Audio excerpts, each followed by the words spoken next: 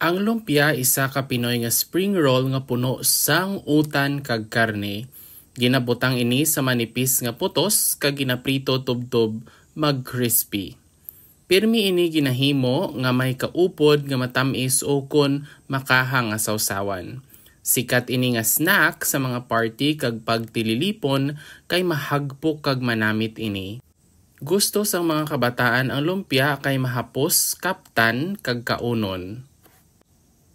Ang lumpia isa ka Pinoy nga spring roll nga puno sang utan, that's vegetable, ukon or karne or meat. Ginabutang ini sa manipis nga puto, so this is placed or they are rolled in a thin wrapper and fried until crispy. Kag ginaprito, that means fry, tubtob until crispy.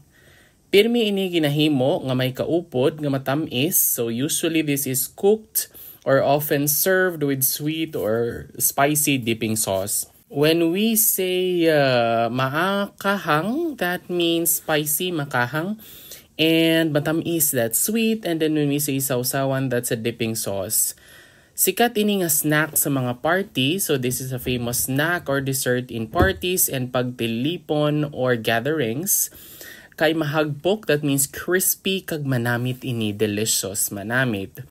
Gusto sa mga kabataan ang lumpia kay mahapos, kaptan kag kaunon. So gusto means like, kabataan are the children, and then mahapos is easy, and then kaptan is to hold, and then kaunon, that means to eat. Ang lumpia isa ka Pilipino nga spring roll nga puno sang utan o kon karne. Ginabutang ini sa manipis nga putos kag ginaprito tubtob mag-crispy.